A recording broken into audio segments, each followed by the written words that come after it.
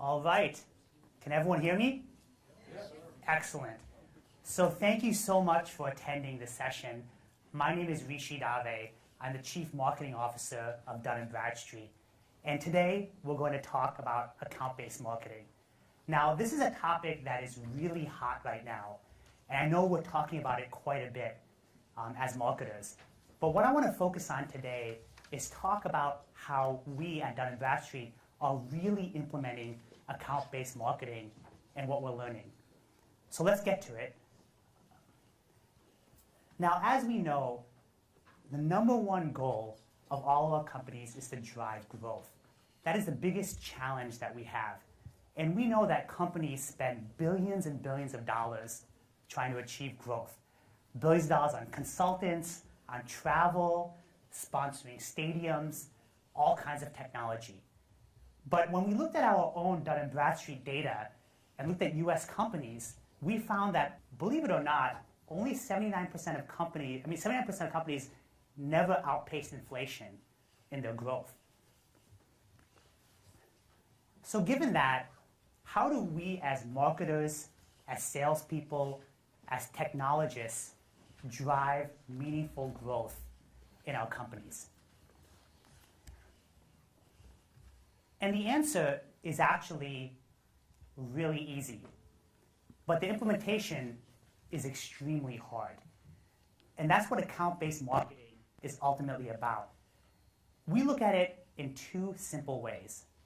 Number one, who are your most essential and strategic relationships? Whether it's relationships with your customers and prospects, relationships with your partners, or relationships with your vendors. Because until we feel that the most proprietary differentiator for a company is the ecosystem of relationships that they have. Because everything else can eventually be competed away. So if you can actually leverage data, leverage technology, leverage analytics, and leverage thought leadership content to develop and prioritize your most important relationships, and then if you can deliver a great customer experience based on your priorities, then you can truly drive growth. And this is true for all of the company's relationships. Again, vendors, partners, customers, by leveraging data.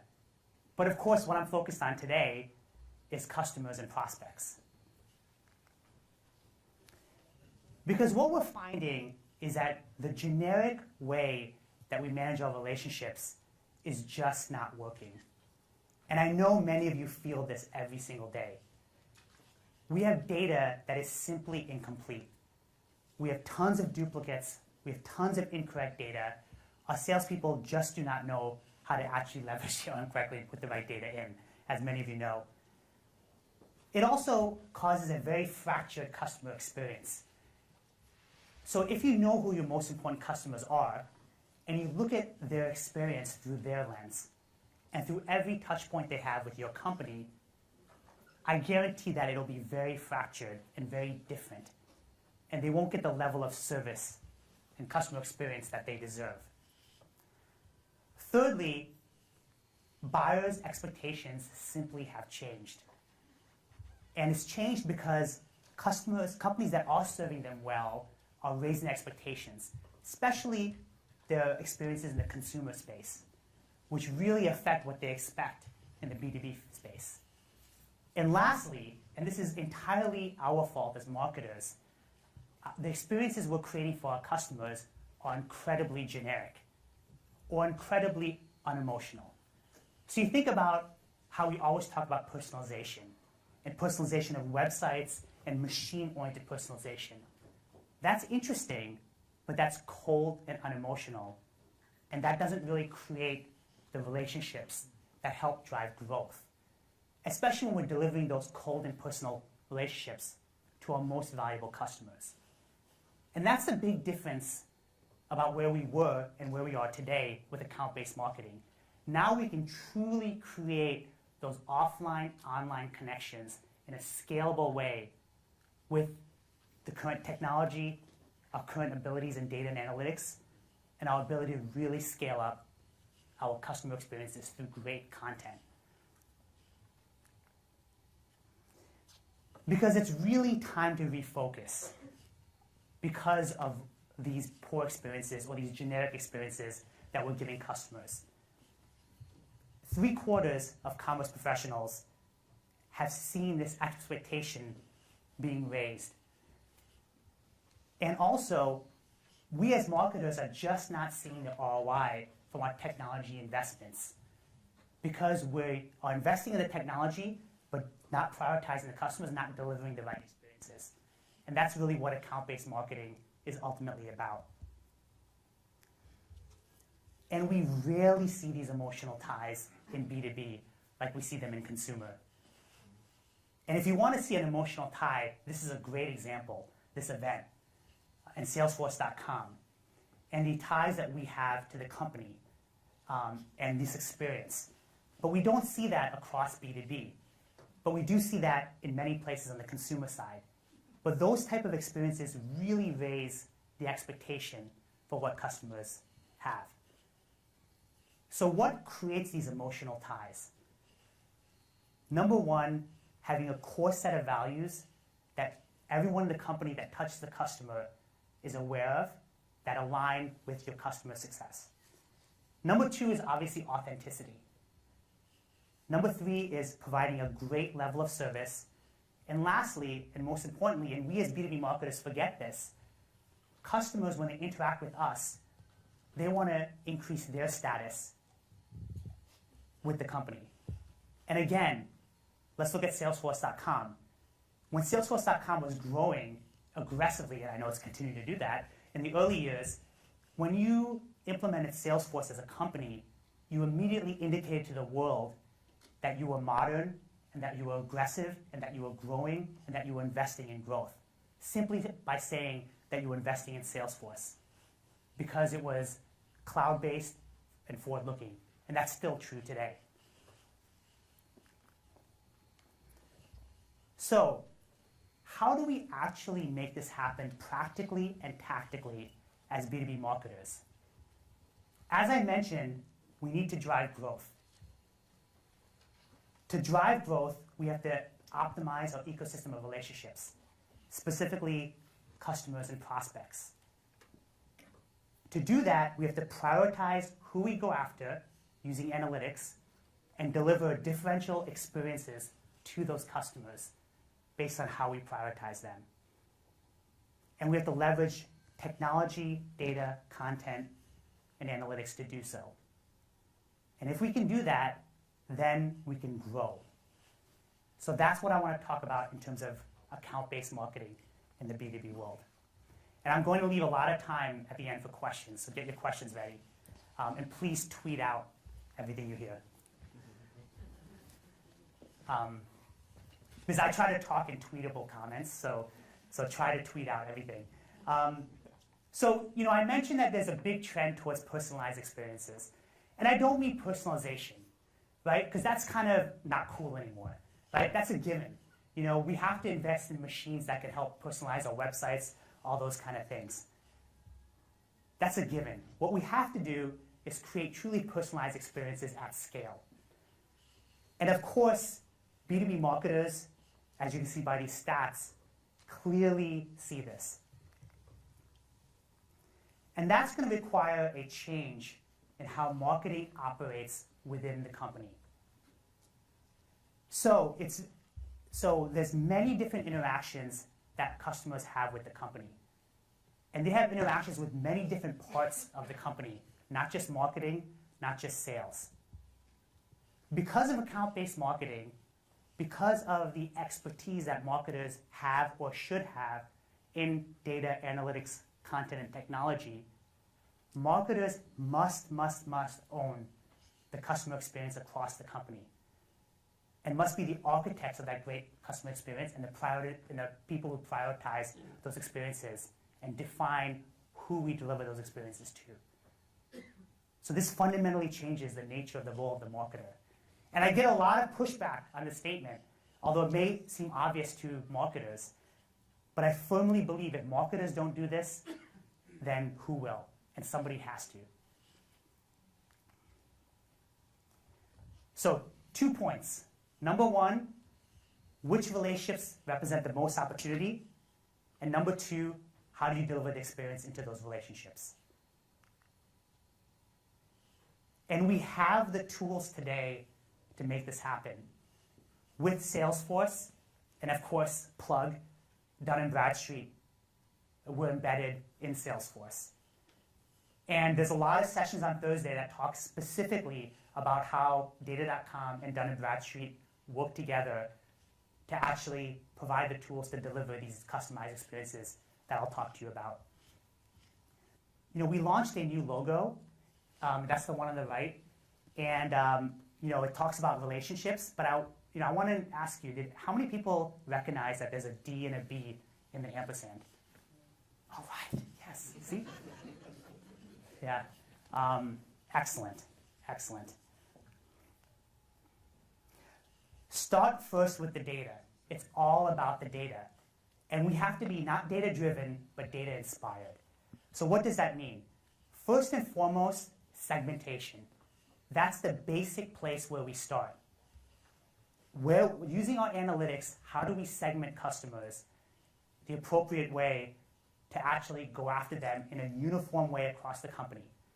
That's what we did first, is we segmented our customers, examples of vertical-based segmentation, persona-based segmentation, size-based segmentation, etc.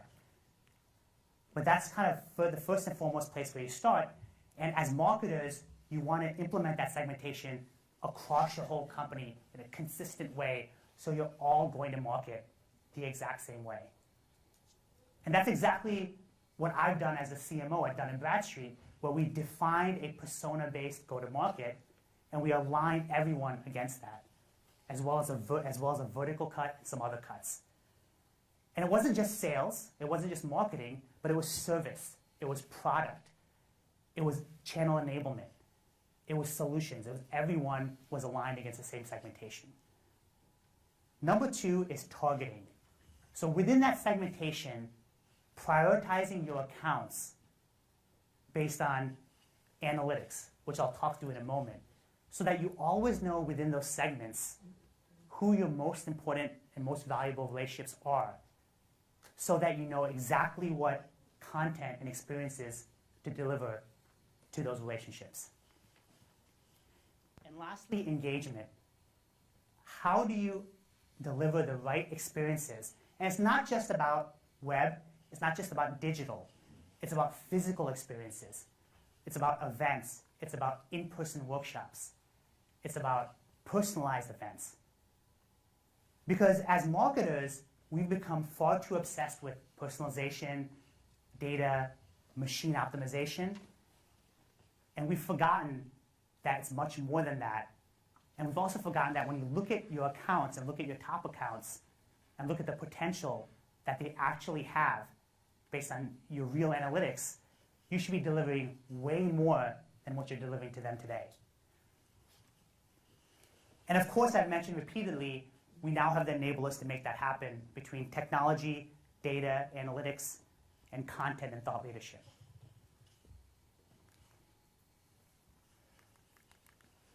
So let's deep dive a bit on the analytics piece. Now, at the most basic level, we have kind of the firmographic and foundational data. Basic stuff about who the company is, how big they are, where they are, etc. That is necessary, or that is essential, but not sufficient. Because that does not give you a true view of the potential of that account and what you should apply against that account. Secondly, you have to look at that data and say, okay, what more do I need to do with that data to understand how important that customer is? Do I need to know not just where they are now, but where they will be? Do I need to know who else I've worked with like them to assess the potential of their growth? Do I need to understand the history of that company and use that to predict the future? And of course, there's a large amount of advanced analytics that we can do to take that to the next level, like things like predictive analytics, predicting where the company will be in 8 months, 18 months, to allocate our resources appropriately. Understanding where they are versus other companies in the industry and working with us, and what's worked with other companies that we can apply to them. So let's look at the process by which you look at your data. Number one is simple integration. And this is not so simple, I know it's hard. Creating a single comprehensive view of your data. So your first-party data, your third-party data, industry data, web data, etc. Now, at the most basic and foundational level, you have to have that data and be able to look at it. And sometimes you can technologically integrate it. Sometimes you just plain have to manually do it. But you need to actually have a view of your top customers. And that's the most basic thing that you need to do. Number two, look at the firmographics of that data, the basics, and start to segment how you want to go to market. And use that to define for your entire company, not just marketing, not just sales, how you look at your customers. Again, you're marketers, you own it, you have to own it, and you have to make it happen for your company. Next, estimate risk and opportunity for those accounts, not just based on what they're doing today and who they are today, but where they're going and where other companies that you've worked with who are like them have gone with you, what's worked with them, and applying it to them. And also the risk that that company will be around, will attrit, etc. Now predict where they're going, prioritize and target them appropriately. Now obviously, based on that, there's a closed loop process where you have to optimize the entire thing. So once you've identified the account, again, who they are, who they're like, where they're going, what you've done with other accounts like them, what tactics you've applied to those accounts, see what worked, see what didn't work, feed that back into the next set of accounts that your analytics has shown you. And then you grow. Oh, does anybody need more? I love the sound of photography. I'll stay a few minutes if anyone else wants to take photos. This is on SlideShare too, right? So the whole deck is on SlideShare. So, great. So take this chart to your CEO or your CMO or whoever and tell them this is the roadmap to grow. And we can help you too. I can help you. So what type of modeling are we talking about here? Let's deep dive on that. I alluded to it a bit. Predictive targeting is critical. We have to go beyond simple firmographic data and simple basic data, because that's not enough to tell you whether you should apply your precious few resources in a differential way to those accounts. So we've spent a lot of time building propensity and attrition models. And we've used factors like what we call material change, which is essentially estimating where these companies will be, not just now, but in 6 months, a year, 18 months, etc., as companies. We also estimate demand that those companies have for our services based on what we call lookalike modeling. Here's a company, here's what it looks like. Here are other companies that we've worked with who are similar in this certain ways, different in certain ways. Here's how they've grown with us and the tactics we've applied to them to grow. So here's the exact formula we should use with this account and the potential of that account over time. As well, attrition models are critical, and this is what we forget about as marketers. We become obsessed with new customer acquisition. And almost every customer I talk to, when you actually dig into their data, you find that there's actually significantly more opportunity in customer retention and growth than there is in customer acquisition. But you never know that until you actually use the analytics to find that information. And so if you have a company that you've been with for a while but haven't grown, you may actually see that they're going to attrit pretty soon because you haven't applied the right experiences. And many times when we look at the data, look at our customers' data, we see that they are actually a huge potential to grow, and we already have an in with them, and we know exactly what to do, and we already know the account. And so again, challenge to you, do the right analytics. You're going to find, especially if you work with big enterprises, that you're overly obsessed with acquisition, and we all are because that's the sexy part of marketing, and not enough focus on existing accounts. And of course, that's where service analytics comes into play as well. We as marketers, again, forget about the ongoing service we provide to customers, and many times that's what's causing them to attrit. And we're missing incredible opportunities. Again, if you don't have the right analytics and the right demand estimation to do that, you'll never prioritize your sales and marketing appropriately, and you'll never allocate the right content and experiences to the right account. So, we've looked at our accounts, we've looked at where they are today, we've looked at where we think they're going, we've estimated demand that those accounts have for our services based on other accounts that look like them, whom we've connected with. We figured out, hey, here are accounts we need to acquire, here are accounts we need to go after that are already existing with us. We've also mapped onto those accounts now where we are with them. Are we in an early stage with them, mid stage, or late stage? That's a lot of stuff that we have to get a handle on. But again, if we don't do it, who's going to do it, right? And it also, again, we have to be the architect of that as marketers. Once we have that, now's the time to allocate the right tactics against the right accounts. And that's exactly what this is illustrating. And the x-axis is the richness and quality of the interaction and the lead. Sorry, that's the y-axis. And the x-axis is what we call deal intensity. How close are they to closing?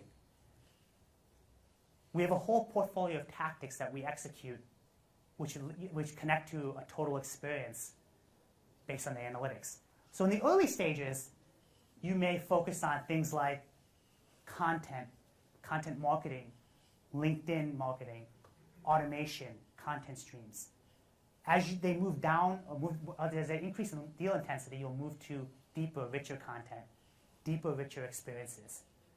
Eventually, you may add in physical experiences, meeting with them in events, getting your CEO and CMO talking to them at a physical event, making that happen.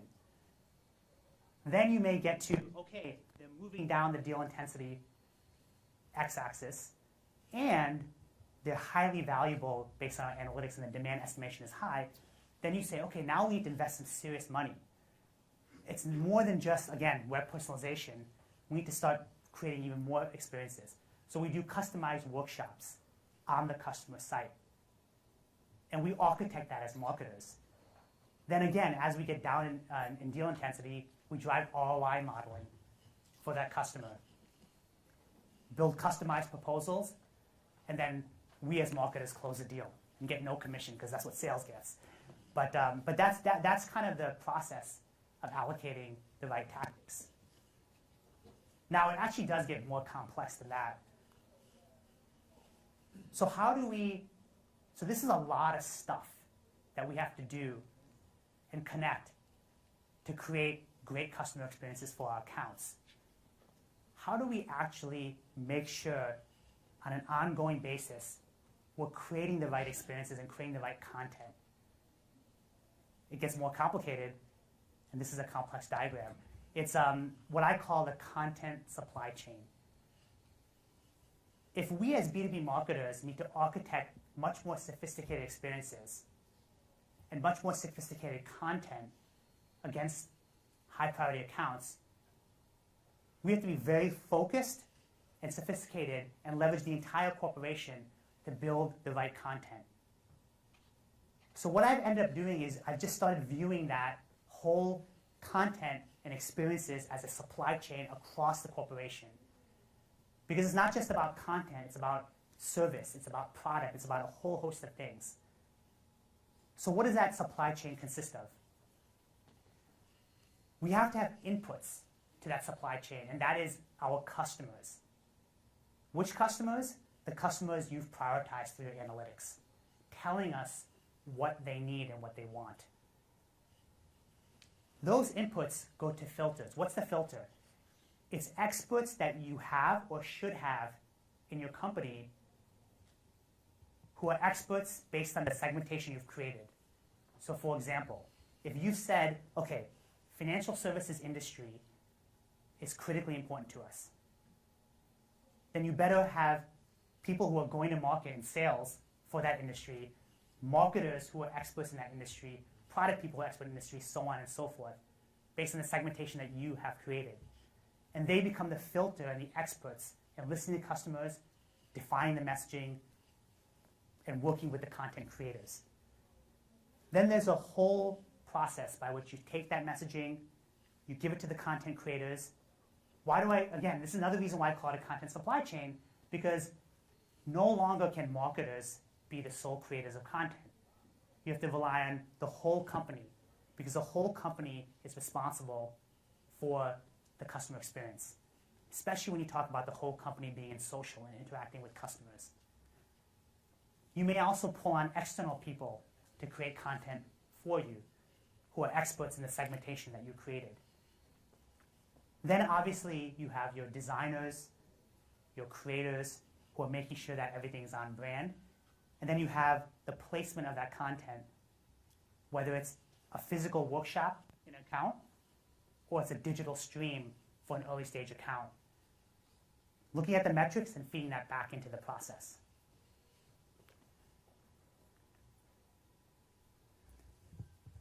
And we have a very specific philosophy at Dun & Bradstreet on content.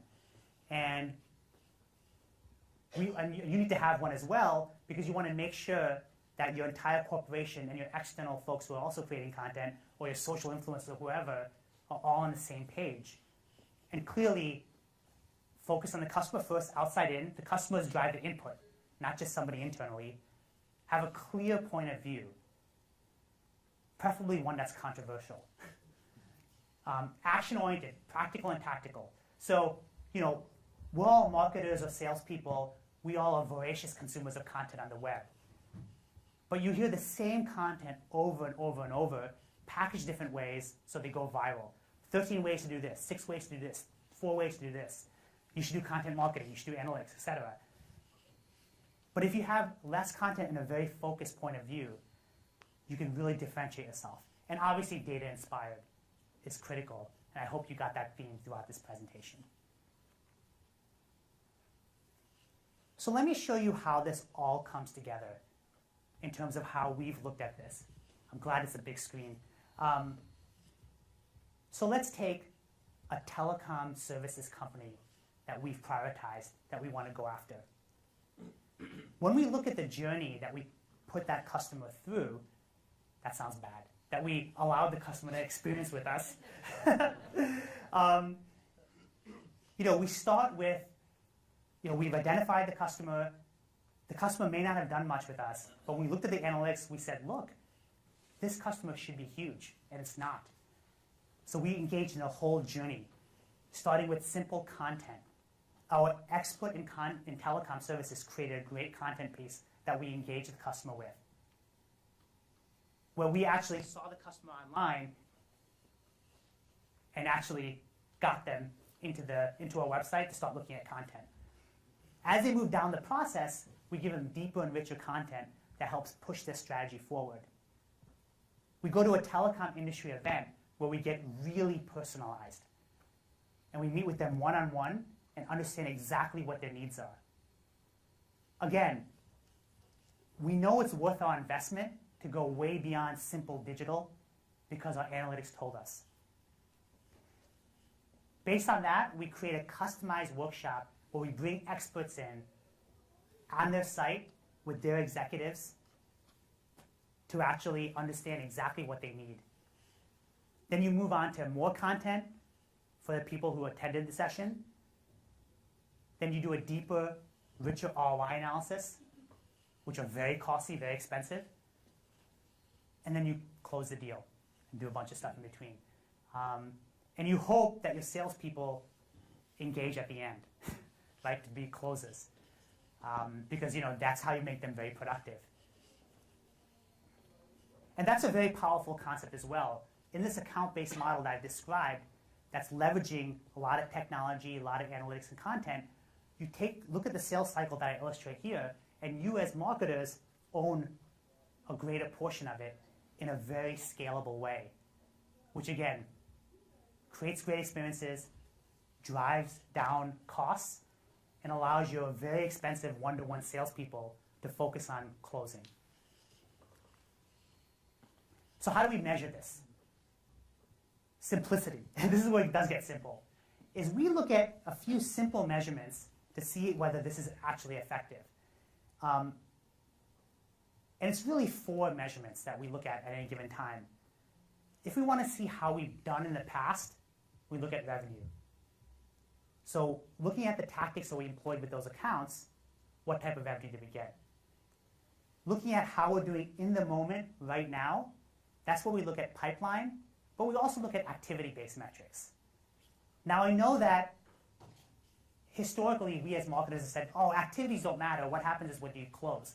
Well, with account-based marketing, activities matter because if you have an account that has been highly prioritized and that account is willing to bring their senior-most executives together in a workshop with you, that's actually a significant indicator that they're investing time with you and that you're doing the right thing and delivering the right content. And then obviously seeing whether that account will be valuable in the future or whether what you're doing is working and will close the pipeline in the future, that's where customer satisfaction comes in. So again, for big accounts, surveys, interviews, NPS, etc. For smaller accounts, you may just do surveys or do sampling. But looking at these 4 together, you can get a good picture of whether you're employing the right tactics against the accounts. What it also does is it creates that closed loop process. So you know what you've executed against those accounts. This worked, this didn't work, and you can reapply it to the next set of accounts that look like your previous set of accounts. So that's where we eventually get from data-driven marketing to data-inspired marketing. And I hope I've kind of relayed that to you today, where data-driven marketing is really what we used to do, and now it's given. Again, machine-based, transactional. We all look at customers the same. We fish with nets, not spears, and we pull them all in and worry about them on the back end. To data-inspired marketing was very relationship-focused. It's very customer experience-focused, and we can now do it at scale and create that emotional tie that we ultimately need to drive growth with our customers.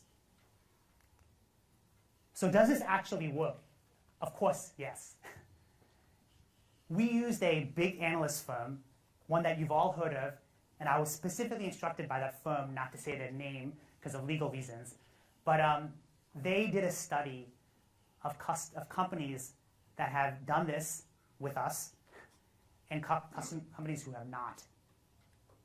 And again, third parties, not us, and they found very clearly much more effectiveness throughout the pipeline process than ones who did not have good data management practices, did not prioritize, did not deliver the right set of tactics. And across the board, they were much more effective. So this does work, but it's not easy. But somebody's got to do it, and it has to be marketing. I know I'm biased, but I firmly, firmly believe it. So thank you. Shoot me a direct. Shoot me a direct mail anytime on Twitter, or DNB US, and contact me anytime if you have any other questions. And I think we have 4 minutes and 50 seconds left, so I'm very happy to answer any questions you may have. And I have some of my colleagues here as well who can jump in. Any questions? Yes? So if you're a small team and you do not have a specific plan in place, where's a good place to Yeah.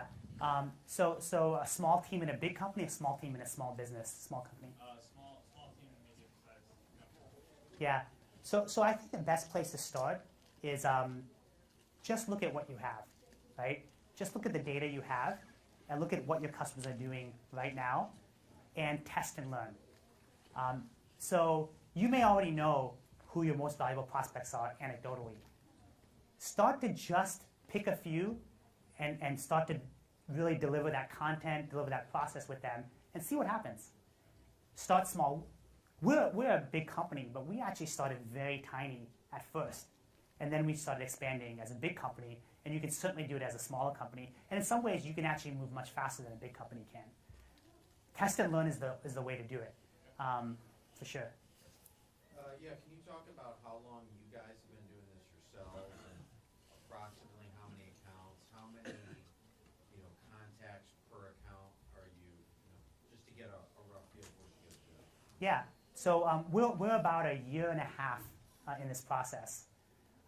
Where we started was focusing first on our content and messaging and segmentation, as I mentioned, and what we do within those accounts. We're doing it right now for that elite high-end experience. We're just doing it with about 40 to 50 accounts. We started small with 1 or 2, and we're starting to expand it with 40 or 50. And we're starting to really deliver those experiences in those accounts. What we're doing in parallel right now is that next set of accounts that we prioritize, what is that silver experience that we provide them? And we're just testing that out right now in those set of accounts right now. And paradoxically enough, we also started, we looked at our highest set accounts, but we also looked at our smaller business accounts and started doing that as well, because in some ways, we can very quickly move the ship with those as well, because they're smaller businesses who don't need as much hand-holding and not as heavy customer service. And we tested that, and we're seeing great results there as well. But again, we started small, and now we're expanding. Yes? Can you talk about, sounds like you guys did a pilot project with 1 or 2 accounts. What were some key metrics that you were monitoring to determine success before scaling up? Yep. Number one, it was actually 2 metrics.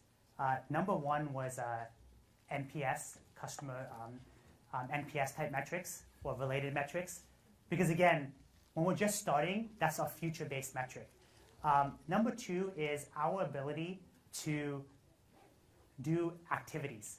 Again, as we provide the experience to this account, and we're able to convince that account to get their CEO and their top-level executives to actually come to a session that we host, that was a great indicator that they were willing to make the investment like they never were before.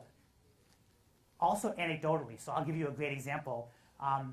One of the accounts that we worked with, they said to us, you know what, we've never, 2 years ago, we had a totally different experience with you. And now it's vastly improved, vastly better. What more can we buy from you? Which was the magical words I heard. And how can I help my colleagues buy more from you? Because this is a vastly different place than we've ever seen before.